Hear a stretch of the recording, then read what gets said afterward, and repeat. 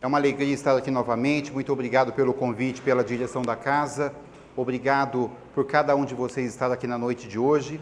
É uma noite de festa. Nós agradecemos os nossos músicos, o nosso regente que esteve aqui.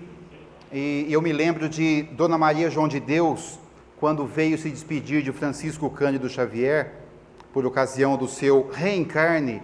Ela disse: Chico, agora eu não venho mais porque eu vou reencarnar. E o Chico, que já sabia dessa história, ficou sabendo também que ela viria, Dona Maria João de Deus, para reencarnar junto novamente com seu esposo, seu João Cândido Xavier. E Dona Cidália Batista, a segunda mãe de Chico Xavier, viria a reencarnar como filha do casal, com uma condição. Dona Maria João de Deus, quando convidou Dona Cidália para ser sua filha em mais uma reencarnação, Dona Cidália fez uma exigência, entre aspas. Ela disse: eu reencarno com vocês sim, mas com uma condição, que eu possa estudar música nesta minha próxima encarnação. Aí Dona Maria João de Deus disse: então ok, então nós vamos ter um piano em casa, nesta encarnação. Então, são histórias muito interessantes. Mas antes de nós começarmos aqui o nosso assunto da noite, eu gostaria de divulgar o meu livro, o nosso livro, né? Porque ninguém faz nada sozinho. Ele se chama Páginas ao Vento, está ali à disposição de vocês, na entrada, e ele tem um subtítulo que é Quando as Crianças Voltam Mais Cedo para Casa. É uma pesquisa que eu fiz em torno de 30 livros de Chico Xavier, e que ele fala justamente do desencarne das crianças e dos jovens. O porquê, como acontece, para onde elas vão. Então é um livro que vem contribuir, e tem aqui a carinha do Chico, né? Uma homenagem simples, não à altura, nos 10 anos de desencarne do médium. Então quem quiser depois está ali à disposição. Eu costumo dizer que o livro custa apenas R$20 e o autógrafo é totalmente gratuito, né? Então vocês podem ficar à vontade. Alguém faz aniversário aqui hoje? Não. Que dia que é hoje? 3 de dezembro, alguém faz aniversário? Quem? Ergue a mão aí, não estou vendo. 2? Ontem? Não, é hoje. Hoje, vem aqui então, ganhou o livro, pronto. Depois vou pensar no seu caso, viu? Então, palmas para ela, né? Olha aí. Feliz aniversário, viu? Depois eu faço uma dedicatória gratuita, tá bom? Meus amigos, então, depois estamos à disposição de vocês. E hoje, nós já começamos a noite muito bem, né? E vamos falar um pouquinho de Jesus. Quem é este Espírito? Nós estamos nos aproximando do Natal e nós, espíritas, é evidente que nós comemoramos o Natal, né? É uma alegria muito grande, é um período de renovação da esperança, da vida em si. Mas nós temos que lembrar que Jesus não está conosco somente no Natal. Jesus está conosco durante todo o ano, durante toda a nossa existência, durante todas as nossas existências aqui na Terra e durante a nossa vida que não acaba nunca. Então hoje é um convite para reflexão. Quem é este Espírito? Evidente que eu não vou contar aqui a vida de Jesus, mas eu quero passar por alguns aspectos do nosso Mestre, que é o nosso governador aqui da Terra, é o Espírito perfeito, é o Espírito puro, que se encarregou junto a Deus, nosso Pai, de participar da criação do globo, inserir nele todas as condições de vida, e nós estamos aqui por conta dele. Muita gente acha que a gente escolhe Jesus. A gente diz isso, né? Ah, eu escolhi Jesus para ser meu Salvador, para ser meu Senhor, meu Mestre, o governador da terra. Eu escolhi Jesus. E não é verdade, porque foi Jesus que nos escolheu. Jesus que nos disse: olha, pode reencarnar dessa vez e de todas as vezes, porque eu estou do seu lado. Pode reencarnar, vai tranquilo, que eu estou sempre com você. Muitas vezes durante a vida, a gente pode até desistir de Jesus, né? A gente fala: não quero mais nada com Jesus. Nessa palestra que eu faço sobre o desencarne de crianças, já vi mães que disseram isso quando vêm partir seus filhos. Elas dizem: eu desisti de Jesus e de Deus, estou de mal com eles. Não tem problema nenhum, porque eles não ficam chateados. Pelo contrário, eles nos compreendem, uma vez que eles são puros, perfeitos, e nós somos os imperfeitos. Então, é uma reflexão que eu gostaria de dizer para vocês na noite de hoje. E a gente fica imaginando como será Jesus? Qual o rosto de Jesus, deste Espírito de luz? Se ele viesse aqui agora, que rosto ele teria para nos apresentar? É muito difícil falar de um Espírito puro, não é verdade? Perfeito. Mas Públio Lentulus, numa carta em que ele escreveu para o senador romano Tibério César, ele nos dá o aspecto de Jesus naquela reencarnação, há 2000 anos atrás. Então vão imaginando aí na sua cabecinha, né? Como é Jesus, diz Públio Lentulus. Tem os cabelos da cor da amêndoa bem madura, são distendidos até as orelhas, e das orelhas até as espáduas, até os ombros. São da cor da terra, porém mais reluzentes. Tem no meio da sua fronte uma linha separando os cabelos, na forma em uso dos nazarenos. O seu rosto é cheio, o aspecto é muito sereno. Nenhuma ruga ou mancha se vê na sua face, de uma cor moderada. O nariz e a boca são irrepreensíveis. A barba é espessa, mas semelhante aos cabelos, não muito longa, mas separada pelo meio. Seu olhar é muito afetuoso e grave. Assim é Jesus. A descrição de Públio Lentulus vai mais além, mas nós vamos parar por aqui. E uma vez, quando Allan Kardec estava codificando o Espiritismo, em 1850, 50 e pouco, ele perguntou para o Espírito da Verdade, ele perguntou o seguinte: qual é o tipo mais perfeito que Deus ofereceu ao homem para lhe servir de guia e modelo? E o Espírito respondeu com uma só palavra: Jesus. Este é o guia, este é o modelo. Mas existem espíritos da mesma qualidade espiritual de Jesus? Evidente que existe, né? Mas estão em outras esferas também, com toda certeza. Então veja, Jesus não veio simplesmente há 2000 anos. Desde que o mundo é mundo, desde que a terra é habitada por homens, que ele manda os seus emissários, os seus mensageiros, para falar para os homens, para dar notícias da espiritualidade. Então veja que Jesus nunca nos deixou desamparado em nenhum momento da época, qualquer época da humanidade. Olha lá, por exemplo, na época de Krishna, 5.000 anos antes de Cristo, estou na sua frente, né? Lá na Índia antiga, né, Krishna já falava: inevitável é a morte para os que nascem, todo morrer é um nascer, pelo que não deves entristecer-se por causa do inevitável. Esse moço já falava isso há 5.000 anos atrás. Como dizia também o príncipe Buda Sakyamuni, na Índia, 6 séculos antes de Cristo, né? O Sakyamuni, o Buda, abandonou o seu palácio de riqueza e foi viver entre o povo. Ele deixou os seus títulos de nobreza e foi lançar a luz da felicidade humana sobre o povo indiano. 600 anos antes de Cristo, não é verdade? 6 séculos, né? Antes de Cristo. O Lao Tse, que nós não podemos deixar de lembrar, lá na China milenar, 600 anos antes de Cristo, também já dizia alguma coisa como: aquele que conhece o outro é sábio, aquele que conhece a si mesmo é iluminado, aquele que vence o outro é forte, aquele que vence a si mesmo é poderoso. Olha, já disse o Lao Tse, 600 anos antes de Cristo. Também Confúcio dizia o seguinte: quando vires um homem bom, tenta imitá-lo. Quando vires um homem mau, examina-te a ti mesmo.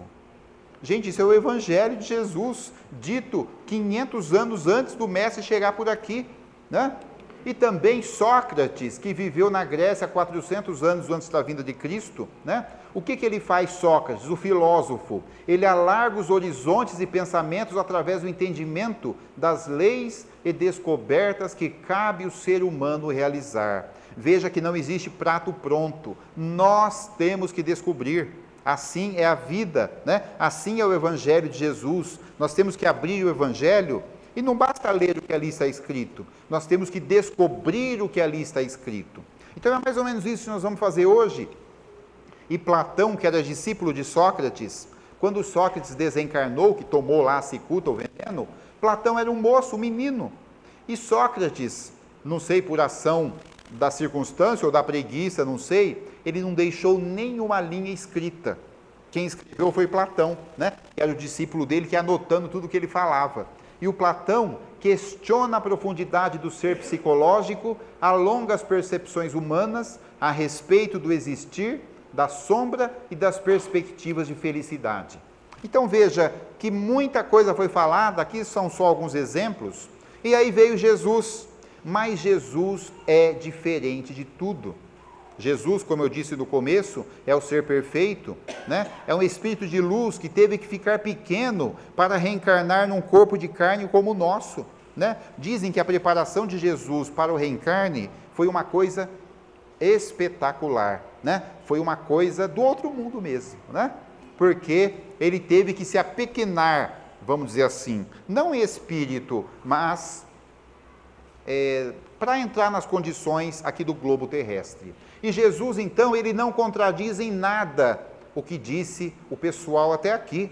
Muito pelo contrário, olha lá, ele abarca toda a cultura ancestral e ele amplia os nossos horizontes, mostrando o futuro, né? E aí, através do cristianismo, através do espiritismo, que é o consolador prometido, Jesus vem falar para nós ter fé no futuro, que nós não vamos nos decepcionar. E aí, gente, a figura de Jesus é a figura mais pesquisada na internet, na rede mundial.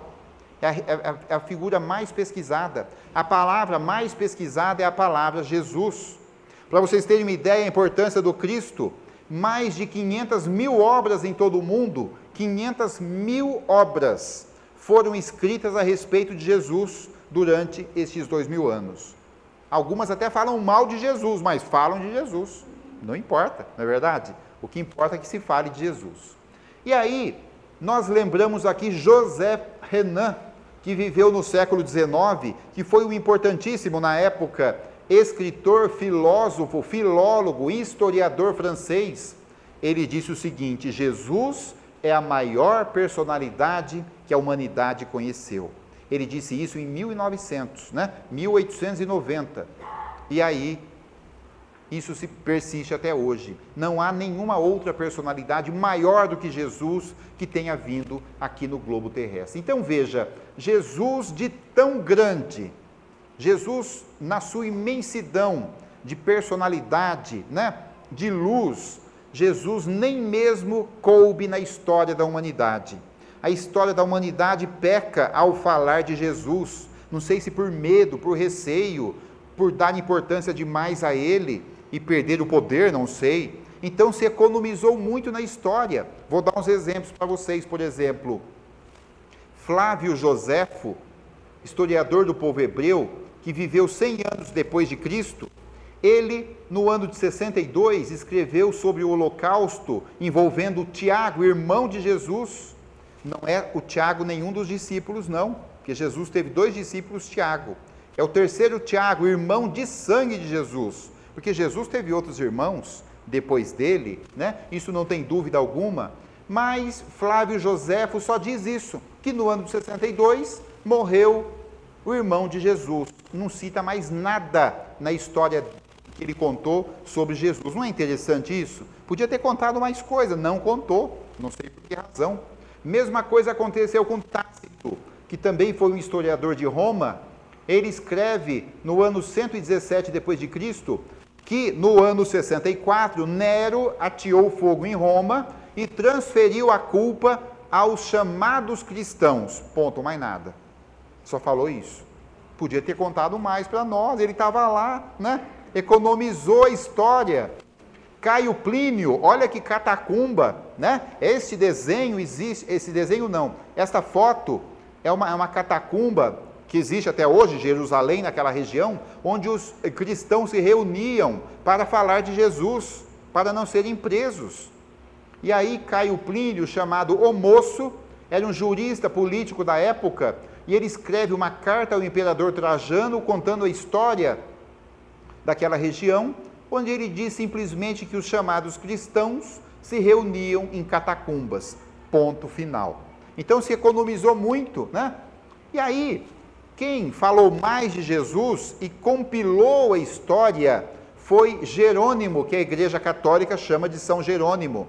No ano de 420, 400 anos depois que Jesus veio à Terra, ele conseguiu reunir os documentos e muita coisa já se perdeu pelos caminhos, ficou na casa de um, ficou na casa do outro, é difícil reunir os documentos hoje em dia, imagina naquela época, onde o papel não existia, né? Era escrito em couros, era escrito num pergaminho lá, que se deteriorava com tanta facilidade, mas ele, que era um padre, um apologista cristão, traduziu a Bíblia do grego antigo e do hebraico e pegou os 4 livros de Mateus, Marcos, Lucas e João, que eram os evangelistas, que vou falar um pouquinho só daqui a pouco, e reuniu num livro chamado Bíblia. E aí, na Bíblia, nós encontramos um livro de Atos, um livro de doutrina, que são 21 livros ou epístolas, as profecias, que é o livro de Apocalipse. Então, ele fez esse trabalho. Dizem que o Jerônimo escondeu um evangelho, que não interessava muito, né, naquela época, que é o 5º evangelho, que seria o evangelho de Tomé.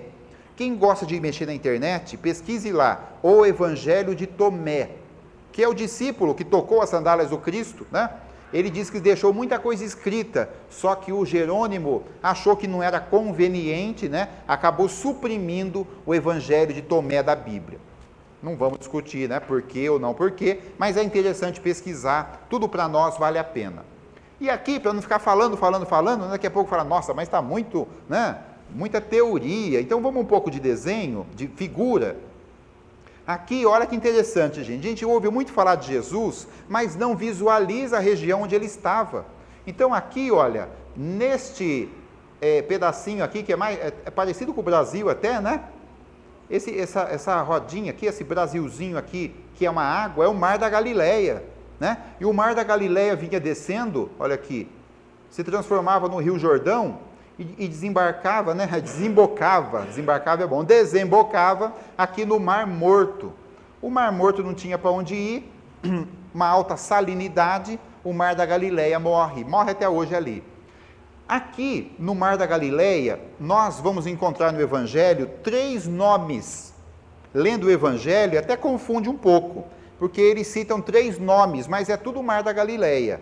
Mar da Galileia, Lago do Tiberíades, que é o mesmo Mar da Galileia, e o Lago de Genezaré, que é o Mar da Galileia. Então, quando vocês virem essas denominações, se trata do mesmo Mar da Galileia. Que hoje é assim, hoje é o atual, o Mar da Galileia. E para que a gente não fique só na teoria, vamos trabalhar um pouco, não? Traz as enxadas lá para o povo, né? Vocês se lembram dos 12 discípulos de Jesus?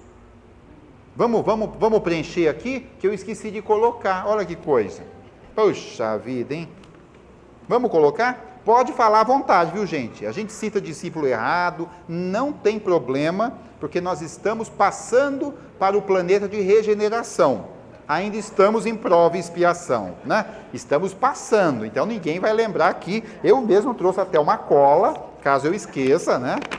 Porque ninguém é perfeito. Vamos esperar aqui a vontade do computador. Quem quer falar o primeiro discípulo? Pedro? Espera aí, Pedro, vamos colocar? Vocês querem dizer Simão Pedro, né? Então vamos colocar aqui, ó, Simão Pedro. João. João foi o mais novo, né? Também foi um dos evangelistas que eu citei ali. Hã? Marcos. Não, Marcos não. Não. O Marcos foi um dos evangelistas, né? Mas bem lembrado o Marcos. Hã? Judas Iscariotes, né? Será que tem 2 Judas? Ih, será? Espera aí, vamos passar aqui. Quem mais? Paulo não.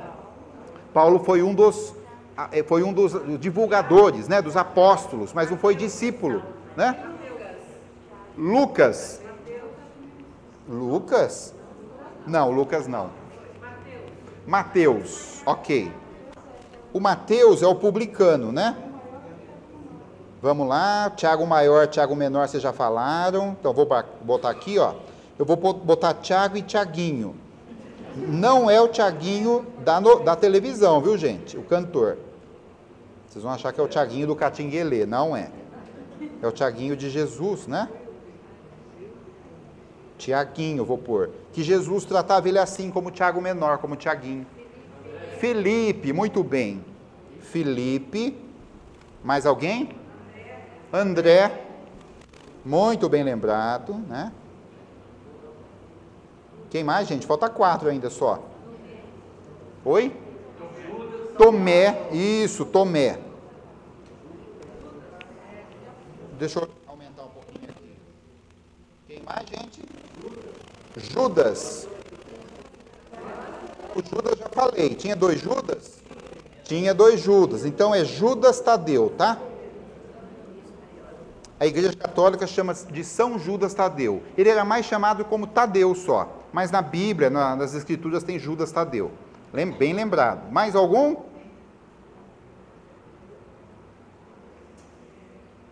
Acabou? Ainda bem que não é uns 35, já pensou se fosse? Pedro? Não, Pedro já foi. Tem o Simão, gente, que é o Simão o Zelote, né? O Zelote.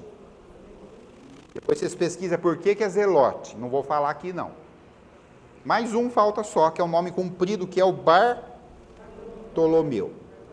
Tá aí, então.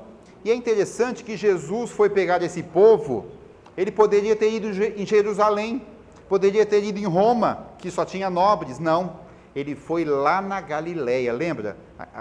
Porque na Galileia era o povo mais pobre. Tinha até uma piadinha lá, assim, meio pejorativa na época, que um falava para o outro assim, de onde você é? Da Galileia? Que se pode esperar da Galileia? Né? Era uma região assim, que não era de nobres, vamos dizer assim. Bom, lembrar dos 12 discípulos, parabéns a todos aqui, né?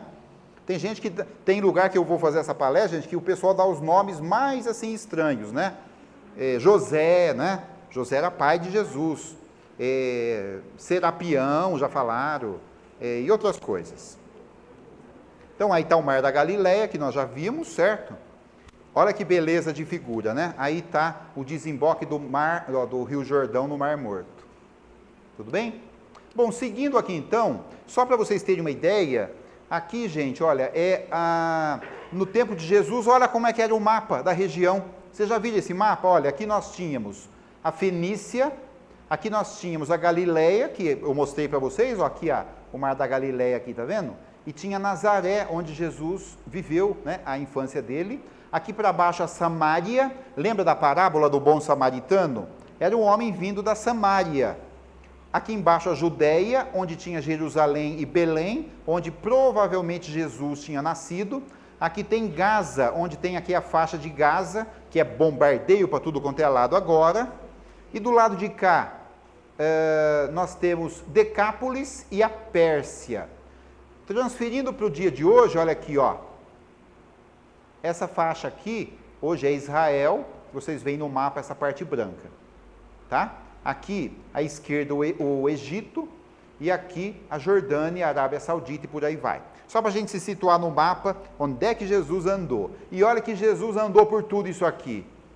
E subia, descia, vinha para cá, atravessava o mar, o mar, né? O mar, e por aí vai. E aí, um belo dia, Jesus chega na coletoria, onde recolhia impostos. Tinha lá um cidadão sentado chamado Mateus. Ele chega e fala, você quer trabalhar comigo? Você quer vir comigo? Mateus olha para aquele homem, não tem dúvida. Ele levanta o balcão do seu departamento público e ele vai embora com Jesus. E aí ele passa o que nós gostaríamos de ter passado e ter visto como discípulo de Jesus. Ele vê as primeiras pregações de Jesus no lago de Genezaré. Ele sobe toda a região da Judéia, participa com Jesus das festas da Páscoa. E no ano de 64, como evangelista, ele começa seus relatos justamente no ano das perseguições dos cristãos. Eu perguntaria para vocês, se você fosse funcionário público, aqui muita gente pode ser até, né? Tivesse seu cargo garantido lá, o seu cargo concursado, dinheirinho bom, né? Estabilidade, chegasse um sujeito com uma túnica comprida no balcão da sua repartição e dissesse: você quer vir comigo? Com certeza a gente chamaria a guarda municipal. Fala, ó, vem aqui que tem um maluco aqui, o cara está precisando de hospício, né? É outro contexto, evidentemente, né? Mas nós não faríamos isso. E aí Marcos, que não era discípulo de Jesus, ele conheceu Jesus depois, através de Pedro, Pedro já encaminhando para a maturidade, né, física, ele chama Marcos, confia alguns escritos para Marcos e fala: olha, você precisa escrever sobre Jesus. E Pedro conta para Marcos os fenômenos que Jesus fazia, fenômenos mediúnicos, por exemplo, a multiplicação dos pães, quando Jesus caminhou sobre as águas, num fenômeno de levitação, quando Jesus fez o desaparecimento aos inimigos. Jesus estava lá, quando entraram não tinha mais ninguém. Ele fez um fenômeno de desmaterialização. Jesus dominava todas as mediunidades, evidentemente. Um outro evangelista é Lucas. Imagina a senhora vai no médico, aí chega lá, o médico vem com esses instrumentos para te consultar, ó. Um garfinho desse, uma faquinha, você fala: tira esse negócio daqui, né? Chama vigilância sanitária, né? Para tudo sem esterilizar. Mas esses eram os instrumentos de Lucas, que era um jovem médico, que também acabou, depois da morte de Pedro e Paulo, impressionado pelas palavras de Paulo, que ele viu Paulo falar, ele começa então a juntar material sobre Jesus, e ele então fala sobre a mediunidade também. Jesus, como ele era médico, ele tinha facilidade em compreender, né, os fenômenos que Jesus fazia, além da medicina. Cura de cegos, paralíticos, leprosos, né, e por aí vai. E por último, João, que era menino, que fugiu quando Jesus foi preso, ficou assustado, né? Era um menino, tinha 20 anos, nem isso. Aí Jesus, na cruz, ele volta e fica com Maria. E aí Jesus fala: Maria, eis teu filho, mãe, eis teu filho, filho, eis tua mãe, né? E aí, está aí então, João. Então, gente, eu pergunto, mas quem será este homem, né, que aos 12 anos já debatia, falava com os doutores da lei, numa precisão, numa clareza, numa sabedoria intensa? Quem é este homem que ajudava o seu pai na carpintaria? Muita gente acha que Jesus nunca trabalhou na vida, o que não é verdade também. O menino tinha as mãos calejadas por força do formão, por força da serra, do serrote, né? Não tinha serra, o serrote, não tinha energia elétrica, né? Quem é esse homem, por exemplo, que tocava os doentes e, através de uma mediunidade maravilhosa, limpava chagas e feridas, né? O Públio Lentulus foi falar com Jesus na calada da noite, a filha doente, com Hansen, lepra, e a menina não se alimentava mais, estava já para morrer, e aí Jesus diz: senador, o que queres de mim? E o Públio Lentulus fica naquela sinuca, que ele não quer dar o braço a torcer para aquele homem, e Jesus sabia disso. Aí Jesus fala: volta para sua casa e te transforma. E ele volta para a casa dele, meio tonto, meio incrédulo. Quando ele chega na casa dele, Lívia, a sua esposa, já estava alimentando a pequena Flávia. A menina já havia voltado a comer, e fica boa. Nunca ele admitiu que Jesus curou a filha dele. Admitiu depois, agora, lógico, que é Emmanuel. Então, quem é este homem que passava entre o povo e magnetizava o povo? Magnetizava. Gente, eu vou contar uma coisa para vocês. Os nossos artistas da televisão, que nós gostamos, eles os magnetizam. Aqui alguém gosta do Roberto Carlos, por exemplo? Não? Então vou pular. O moço, quando entra no palco, ele magnetiza as pessoas. Ele tem um poder, né? Evidente que não é um poder superior, né, de médium, mas é um poder do carisma, da carreira que ele construiu, tantos outros artistas, não querendo comparar um com o outro, pelo amor de Deus, mas já imaginaram o magnetismo de Jesus? Você passar e ver Jesus falando? Evidente que muitos de nós que aqui estamos, passamos por Jesus e falamos, que louco, olha que biruta, né? Deve ser o Henrique Cristo dessa época, né? Outro dia me falaram, já pensou se Henrique Cristo for Jesus mesmo? Né? Nós vamos saber daqui 2000 anos. Eu falei, não quero nem saber dessa história. Mas, eu gosto muito dessa foto, dessa gravura. Olha o rosto do menininho aqui, vocês viram? E eu vou contar um segredo para vocês. Nós tiramos essas imagens todas, são imagens bonitas, né? Dos sites dos nossos irmãos evangélicos, porque eles têm umas imagens muito bonitas. Então, os evangélicos estão colaborando com o Espiritismo e nem sabem, né? Olha que bênção, né? Eles nem sabem. Mas, quem é este homem, por exemplo, que quando foram lavar os seus pés, ele se debruçou, né? E ele lavou os pés dos seus discípulos, de quem estava ali, que não tinha só os discípulos? Quem é este homem que falava às multidões, sem o recurso do microfone, né? Sem o recurso, não tinha recurso nenhum, ele falava, não tinha palco, ele usava uma pedra. Quem é este homem que ao tocar nas suas vestes, a pessoa já se sentia curada? Quem é esse homem que conseguia delegar a mediunidade? Como é que pode isso? Ele falava, Pedro, agora você vai curar. Pedro falou, eu? Eu não sei curar. Vai curar, impõe a mão aí. Pedro impôs a mão, limpou as chagas. Pedro quase surtou, né? Ficou biruta. Ele falou, não é possível? Uma prova do anti-egoísmo, né? Quem é este homem que disse, Pai, perdoa porque eles não sabem o que fazem, né? Quem é este homem, por exemplo, que disse, ninguém verá o reino dos céus se não nascer de novo?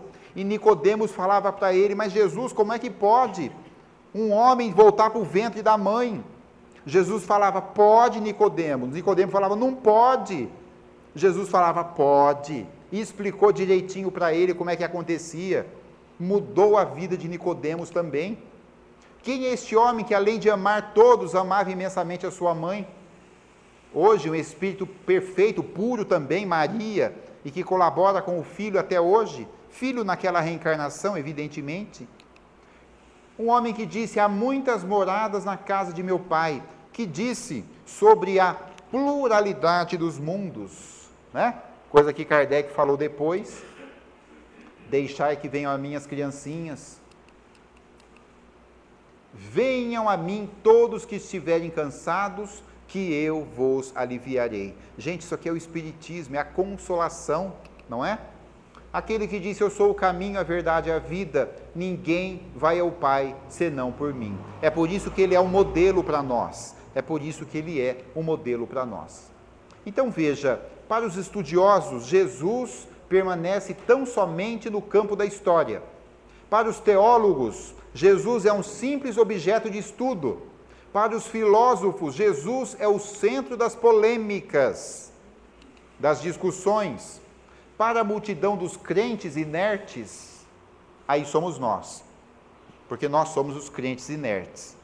Paulo de Tarso, ele disse uma frase que é o seguinte, ele escreveu uma das epístolas a Timóteo, que era um discípulo dele, Paulo de Tarso, e ele escreveu assim, Paulo escreveu para o Timóteo, uma frase só, e que é para nós. Ele diz assim, despertas tu que dormes, porque nós estamos adormecidos, nós estamos acomodados com os nossos lares, com a alimentação na geladeira, com os filhos sadios ali correndo por tudo, com o carro na garagem, com o emprego seguro, nós estamos acomodados. Nós só nos sentimos fragilizados quando alguma coisa se mexe, né? Quando alguma coisa modifica na nossa vida. Então, nós que somos espíritas, nós não podemos nos acomodar. Vou falar daqui a pouquinho. E aí, para a multidão dos crentes inertes, como eu estava dizendo, que somos nós, Jesus é o benfeitor providencial. Quando nós precisamos de Jesus, nós já chamamos por ele. Ah, Jesus, vem aqui. Me acorde, que eu estou passando o apertado. A gente pede. E Jesus tem uma coisa interessante, que quando me contaram eu não acreditei, mas depois eu estive analisando, você percebe que é verdade. Jesus conhece. Não é que ele sabe mais ou menos, não. Jesus conhece cada um de nós pelo nosso nome. É uma coisa maluca isso. Como é que pode um espírito fazer isso? Ele conhece. Quando André está aqui na terra e fala, Jesus, me ajuda. Jesus, onde ele estiver, não sei, de repente está no céu, na terra, em todos os lugares, ele pensa, ou ele sente, ou ele ouve, não sei também. O André lá na terra está precisando de mim, eu preciso acudir ele. Vai alguém lá. Então, gente, mas quando o homem percebe a grandeza da boa nova, compreende que o mestre não é apenas o reformador, não é apenas o legislador, o condutor do raciocínio ou o doador das facilidades terrestres. Jesus é uma coisa só. Ele é o renovador da vida de cada um de nós. Nós estamos aqui por conta de Jesus. E se nós não abraçarmos esta ideia do Cristo, nós podemos até perder a reencarnação. Muito bem. No ano de 1914, olha como é a ação de Deus. Um menino, 4 anos, 5 anos, estava embaixo da mesa no interior de Minas, que quando começa a relampear no interior, aquelas casinhas frágeis, a meninada vai para baixo da mesa, porque se sente mais seguro. Se cai uma telha, pelo menos cai na mesa, não cai na cabeça dele. E o menininho embaixo da mesa, ali com os olhinhos fechados, soluçando, chorando, de repente ele sente que 2 mãos o pegam e o abraçam, aqueles braços que ele já conhecia.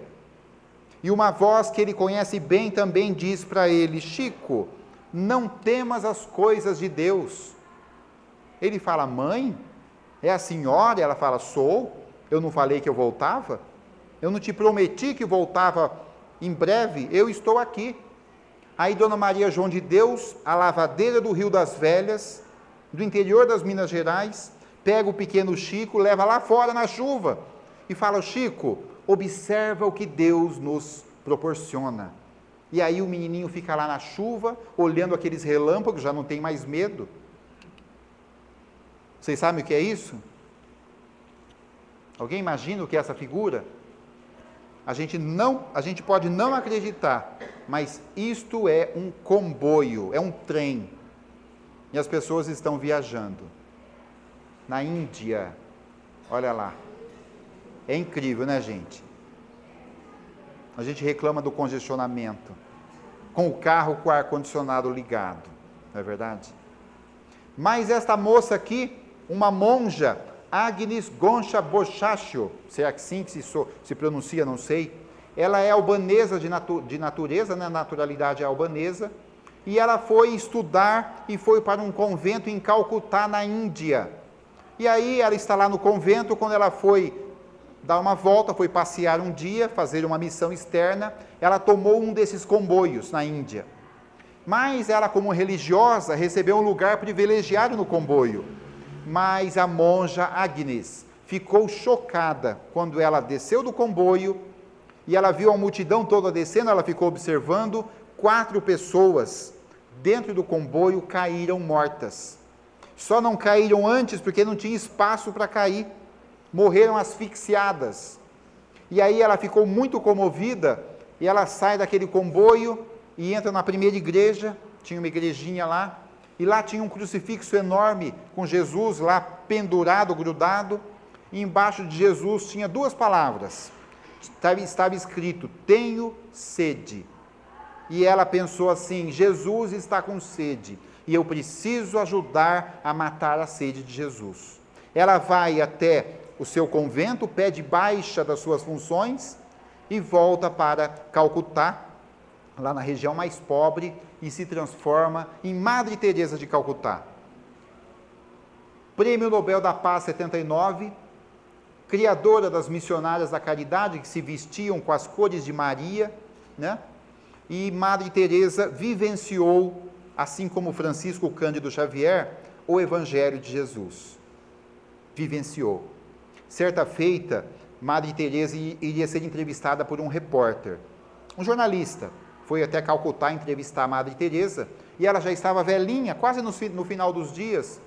Quando o jornalista chegou, disseram para ele, pode entrar que Madre Teresa está aguardando, pode entrar lá. Era uma casa muito simples onde ela ficava. E aí o jornalista entrou pensando que a Madre Teresa estava confortavelmente sentada numa poltrona, já velhinha, esperando para ser entrevistada. E aí ele entrou e teve um choque. ele viu um homem sentado numa cadeira, um paciente de Hansen, lepra, com as pernas impústulas, feridas. Era pus e sangue as pernas daquele homem. O homem sentado ali, com as pernas dentro de uma bacia de água morna, e Madre Teresa de Calcutá ajoelhada aos seus pés, como Jesus, lá naquela foto, ela lavava as pernas daquele homem com água e sabão, com as próprias mãos. O jornalista não tinha o que falar, disse para ela, Madre Teresa, meus parabéns. Eu não faria isso nem por $1 milhão. Madre Teresa se vira para ele, sorri e diz, eu também não, eu faço para Jesus. Então, olhe o que é vivenciar o evangelho deste moço, espírito maravilhoso, que nós estamos falando na noite de hoje. Por $1 milhão, ela não fazia aquele trabalho, porque ela fazia por Jesus. Então, veja, já caminhando para o final aqui da nossa conversa, gente, nós somos espíritas, e Jesus tem uma grande esperança com os espíritas, vocês sabiam disso? Não que ele não tenha esperança com os outros religiosos, não, com as outras pessoas que nem religião tem, não, porque Jesus confia, ele acredita no ser humano, ele sabe que se a gente não acertar agora, nós vamos acertar mais para frente. É por isso que Jesus fala, vem comigo agora, e a gente sempre entra no desculpismo, mas eu sou muito errado. Jesus adora pessoas erradas. Jesus tem vocação para a pessoa que não presta, né? Que não vale nada. Né? Mas eu sou muito ruim, então é você mesmo, pode vir. Não, mas eu sou muito mal, então é você mesmo. Senão ele não ia na Galileia, ele ia em Jerusalém. Jesus adora os imperfeitos, porque os perfeitos, né, não precisam mais de Jesus, já estão num nível, né? Eu me lembro de um palestrante uma vez, ele pediu para uma pessoa fazer a prece final. Aí uma pessoa do centro levantou, e a pessoa, isso quem conta é o Jamílio de Araguari, o Jamirinho. Aí a pessoa foi fazer a prece, e fez a prece mais ou menos assim, Jesus, disse ele, fazendo a prece, abençoe todos os poderosos, que têm o poder de decidir, de fazer, de intervir na vida das pessoas. Abençoe todas as pessoas que têm bastante saúde. Abençoe todas as pessoas ricas, que têm bastante dinheiro, que não falta nada. E foi falando, né? Só pedindo para Jesus elogiar os bons de boca, né? Aí terminou a prece, todo mundo saiu, aí o palestrante foi falar para ele. Palestrante da casa mesmo, falou, escuta, eu não entendi sua prece. Você só pediu para os ricos, para os poderosos, para quem tem dinheiro, para os sadios, e os velhinhos, e as criancinhas pobres, e quem está na cama, doente. Ele falou, mas você acha que eu preciso pedir para Jesus, para ele atender as criancinhas? Você acha que eu preciso pedir para Jesus atender os velhinhos? Atender os doentes no hospital? Gente, ele está lá direto. Não precisa pedir. Você acha que precisa pedir para Jesus atender quem está preso, encarcerado, que cometeu um erro? Não, Jesus já está lá, através dos seus mensagens. Olha que visão bonita, né? A gente não tem essa visão. A gente acha que Jesus precisa ser chamado. De forma alguma. Então, gente, nós somos espíritas. E os espíritas precisam confiar em Jesus. Os espíritos têm que estar seguros de si. Eu sempre coloco essa tela em todas as palestras que eu faço. Quem assistiu outra palestra anterior, provavelmente eu tenha colocado essa tela também, porque nós precisamos falar muito com os espíritas, que somos nós. Então, o espírita tem que ser seguro, como eu disse. Lá em Valinhos nós fazemos a Semana Espírita, já está na 11ª semana. Aí, nas primeiras reuniões, na primeira Semana Espírita, tinha gente que eu conhecia fazia 20 anos na cidade, eu nem sabia que era espírita. Aí encontrei um senhor e falou, nossa, o senhor é espírita? Ele falou, eu estou tentando. Eu falei, mas está difícil assim? Não, o senhor está tentando. Não, seja espírita. Olha, aqui todos nós temos amigos evangélicos, não temos? Vocês têm, eu também tenho. Pergunte para o seu amigo evangélico, qual a sua religião? Ele vai falar, sou evangélico. Pergunta para o seu amigo católico, amiga, qual a sua religião? Ela vai falar, sou católica, apostólica, romana. Aí você vai perguntar para o espírita, qual a sua religião? Espírita. Mas fala baixo para não me comprometer aqui no serviço, viu? Gente, o espiritismo mudou. É impressionante a questão do espiritismo, como ele está entrando de uma forma bonita, de uma forma alegre na sociedade, sem imposição nenhuma. Lá em Valinhos eu lancei o segundo livro, então sai no jornal, né, a gente faz lá um marketing na cidade. Eu também tenho uma coluninha no jornal, sai lá a minha carinha. Então onde eu vou a pessoa me olha, já aconteceu várias vezes. A pessoa me olha, fala, eu te conheço de algum lugar? Eu falo, não sei, já sei quem você é o espírita, né? Eu falo, você é espírita, né? Eu falo, sou. A pessoa fala, eu também. Fala baixinho, eu também, né? Então, gente, olha lá, espírita não pode ser infeliz. Como é que nós vamos ser infelizes sabendo que a vida continua? Sabendo que isso aqui é só um pedacinho, daqui a pouco vai estar tudo mudado. Isso aqui é uma pequena prova, uma pequena expiação, um pequeno trecho da viagem. Não é? Como é que nós podemos cair na depressão? Mas a depressão é uma doença. Mas não vamos chegar à depressão, né? Quem gosta de depressão é sofá. Quando a depressão chegar na sua casa, e ela vai chegar, porque vai ter dias tristes, vai ter dias difíceis, mas nós somos espíritas. Então, quando a depressão chegar, bateu na porta, abriu, bom dia, eu sou a depressão, estou chegando na sua casa. Você fala, que maravilha, vamos entrando. O sofá é lá, vai lá, pode sentar lá. Eu estou me aprontando para ir caminhar, você quer vir comigo? A depressão não vai caminhar com você, depressão não caminha. Eu estou me aprontando para ir no bailinho aqui, tem um bailinho aqui, 2h da tarde, quarta-feira, terceira idade, melhor idade. Quer ir comigo? A depressão fala, não, obrigado. Estou me aprontando para ir para o centro, vou lá dar o passe, fazer o evangelho, vamos também. Não, depressão não vem em centro espírita. Então, quando a depressão chegar, não tem problema, né? Porque nós temos que enfrentar, deixa ela entrar, ninguém vai barrar ninguém. Quem somos nós para impedir alguma coisa? Mas nós não podemos entrar na dela, a não ser num caso especial. Tem coisa que não tem jeito, mas temos que ter Jesus no coração e saber que a depressão é passageira. Como é que o espírita pode ter medo de viver? Eu não sei o dia de amanhã. Gente, sempre vai ter um dia de amanhã, porque nós somos para sempre. Nós somos para sempre. E hoje a nossa estrela pode não estar brilhando. Parece até palestra de motivação, né? Empresa, né? Mas gente, a nossa estrela pode não estar brilhando hoje, mas amanhã vai brilhar, porque nós estamos com Jesus. Chico Xavier estava lá sentadinho, quase 90 anos, no grupo Espírita da Prece, quando chegou uma mãe com um bebê coberto com a manta, e a mãe chegou feliz, falou, Chico, eu acabei de adotar uma criança e trouxe para você ver. E colocou a criança no colo do Chico, o Chico pegou a criança, quando descobriu o rostinho da criança, olhando o semblante da criança, ele já viu que era uma criança especial. Era uma criança que nunca seria normal do ponto de vista físico. Aí Chico se emociona, chora muito, fica ali comovido, a mãe abraça o Chico, todo mundo se abraça, a mãe vai embora. Aí na hora do café, que todo mundo ia embora, 3h da manhã, tinha o chá, né, o café.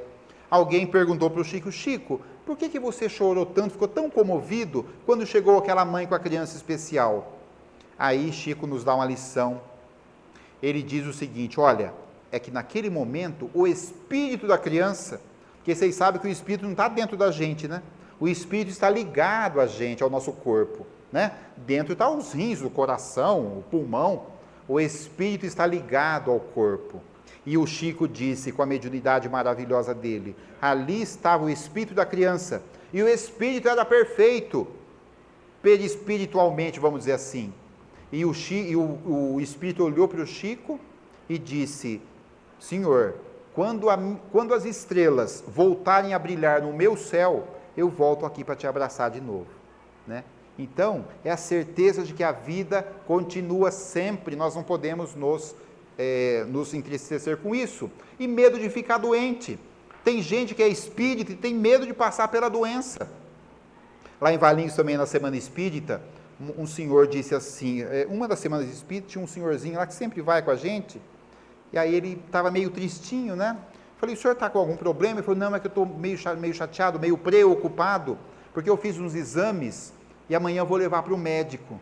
Então, eu estou preocupado. Eu falei, mas não se preocupa não, porque hoje em dia a medicina é muito avançada, o que der aí o médico vai resolver.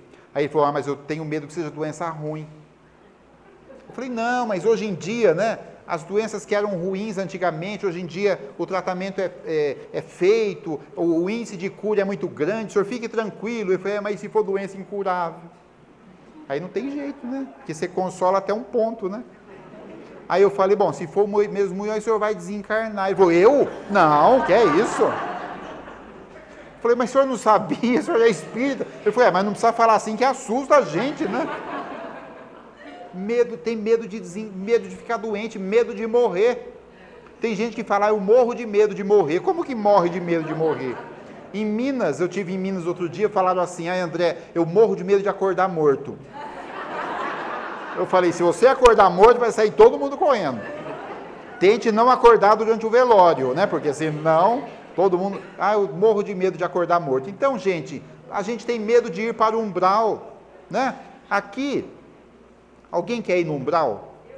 Eu quem? Então nós vamos junto, porque eu também quero. Jesus precisa de trabalhadores no umbral, é ou não é? Agora a gente fala, vamos no umbral? Eu não, Deus me livre. Gente, você quer ir no umbral ou você quer ir para o umbral? Para o umbral eu não quero ir. Fica lá naquela lama, né? Outro dia, quando saiu o filme Nosso Lar, uma pessoa falou para mim, André, não é espírita a pessoa não, mas ela me disse assim, porque todo mundo viu o filme, né? Até os evangélicos, por curiosidade. Aí a pessoa falou assim, André, eu vi o filme Nosso Lar, eu fiquei meio assustada na primeira parte. Eu falei, a parte do umbral, né? Eu falei, mas por que você ficou assustado? Não, fiquei assustado porque é aquela lama toda mesmo. Eu falei, aí eu sou muito brincalhão, eu falei, eu vou te contar um segredo. O filme foi feito pela Fox Filmes. E é uma mega produção. E a parte do umbral foi gravada por último, né? Porque eles não gravam na sequência. Porque o Renato Prieto, ele teve que emagrecer 14 quilos para fazer umbral. Então fizeram ao contrário, né? Primeiro ele fez a gravação normal, aí ele emagreceu 14 quilos, comeu folha 3 meses para poder gravar o umbral. Pode ver o filme que o rosto dele está encovado, né? O homem está puro osso. E ele me contou que a Fox Filmes, quando chegou no fim do filme, né? Era o último pedaço para gravar, o orçamento já estava acabando. E aí colocaram um pouquinho só de lama para economizar. Aí a pessoa falou, mas você está brincando? Eu falei, no umbral tem gente com lama até aqui, ó. Né?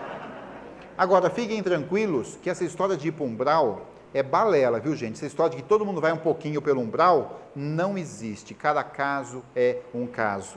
Os centros espíritas têm mania de falar, todo mundo vai passar um pouquinho pelo umbral. Depende de cada um. Lá na nossa casa espírita, né, nossa entre aspas, tem uma senhorinha lá, muito querida nossa, mas faz 30 anos que ela faz o evangelho lá na frente. É o dia dela, né? Então tudo bem. Aí eu já sei tudo que ela vai falar, né? Porque eu estou lá desde garoto, né?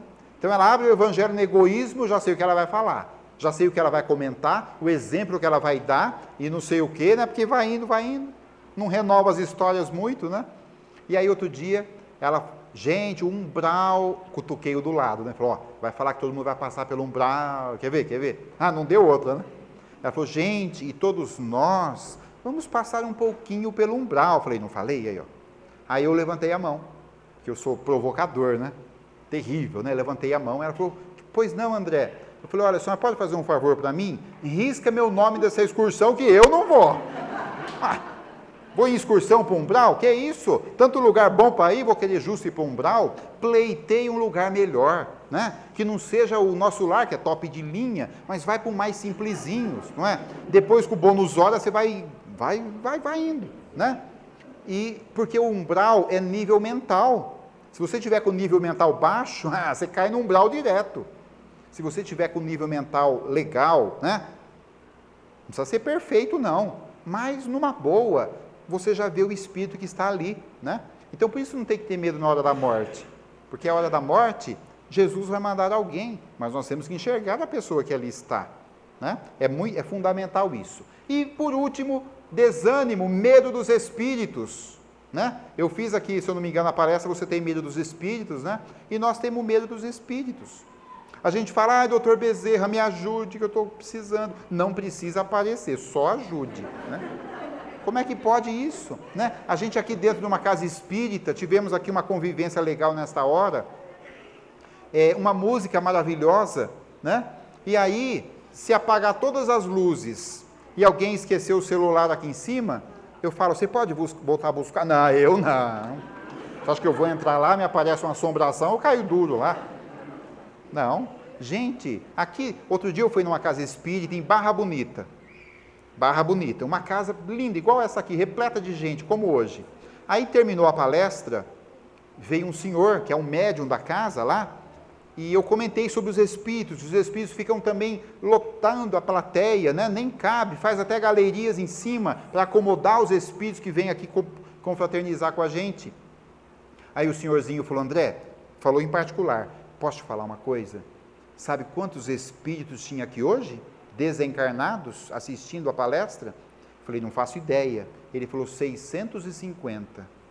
Aí eu até brinquei com ele, o senhor contou? Ele falou, não, fui informado. Não posso desrespeitar uma informação dessa, né? De um senhorzinho médium há tanto tempo. Então, é assim que acontece. Então, gente, encerrando, senão a gente fica aqui até 11h30, nós estamos próximos do Natal, e o pessoal acha que Jesus nasceu no Natal, né? Se confunde, 25 de dezembro, não é bem por aí. Mas não importa isso para nós espíritas. O que importa é a data em que Jesus nasceu em nossos corações. Se nós perguntássemos, por exemplo, para Maria de Magdala, quando Jesus nasceu, ela diria, Jesus nasceu em Betânia.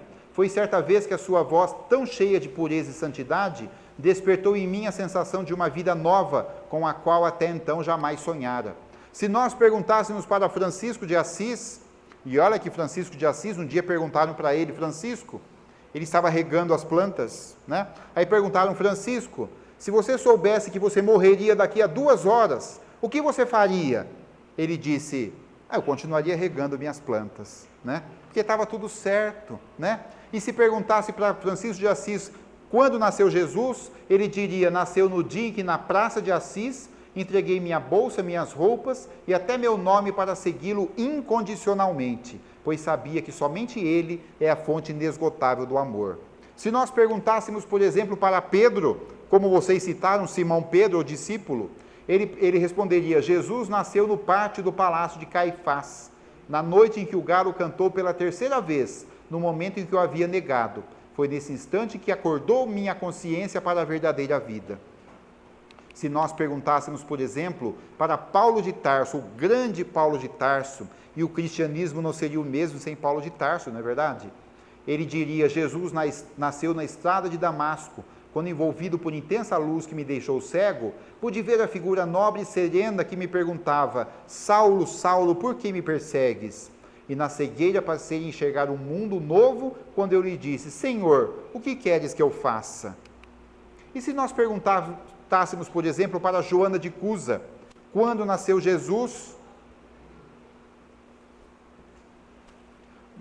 ela diria, Jesus nasceu no dia em que, amarrado ao poste do circo em Roma, eu ouvi o povo gritar, negue, negue, e o soldado com a tocha acesa, para tacar fogo nela, dizia, este teu Cristo ensinou-te apenas a morrer?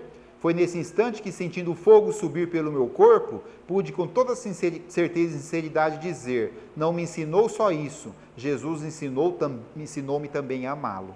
Se nós perguntássemos para Tomé, quando Jesus nasceu, ele diria, nasceu naquele dia inesquecível em que pediu para tocar suas chagas, e me foi dado testemunhar que a morte não tinha poder sobre o Filho de Deus.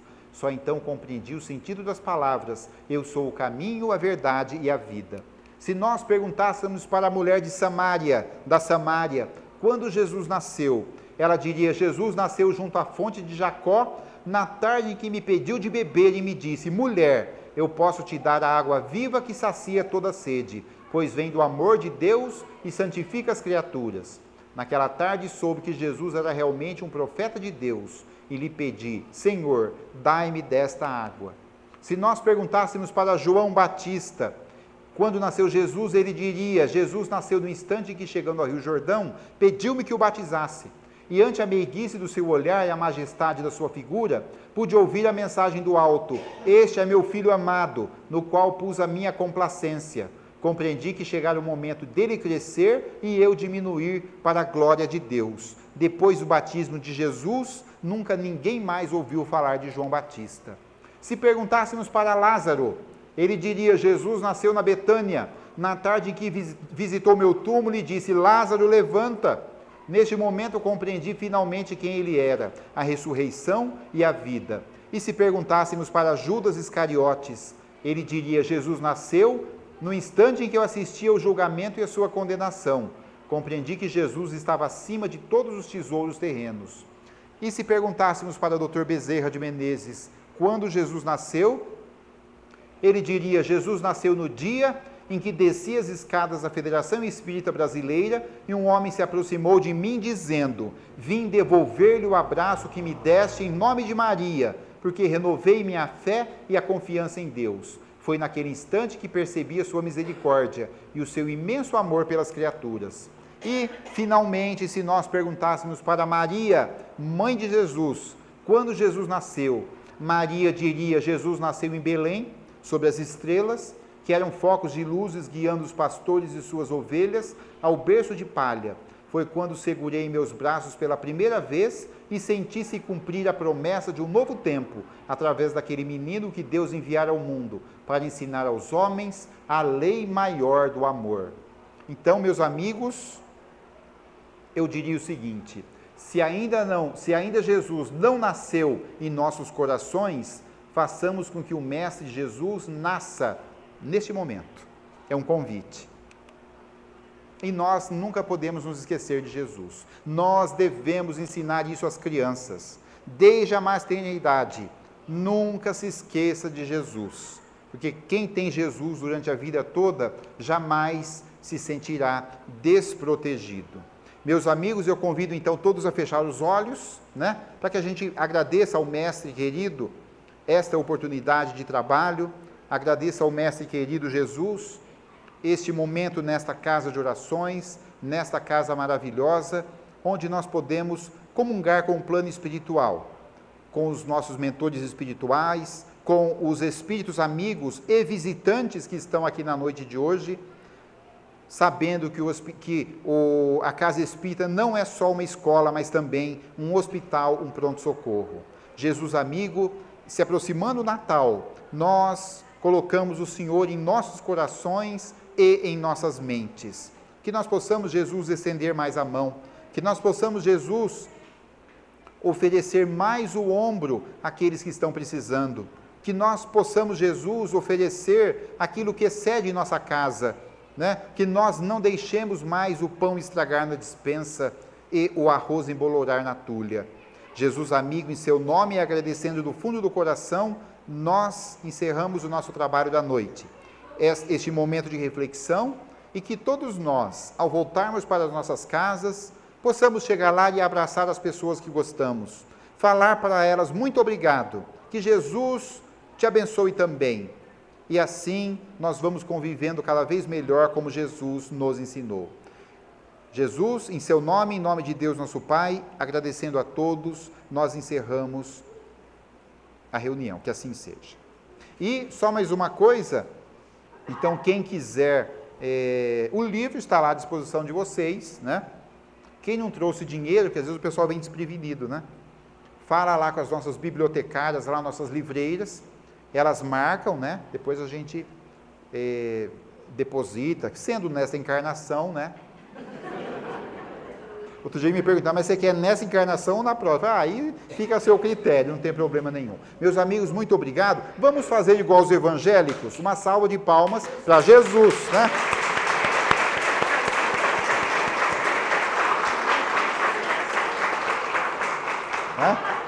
Obrigado, gente.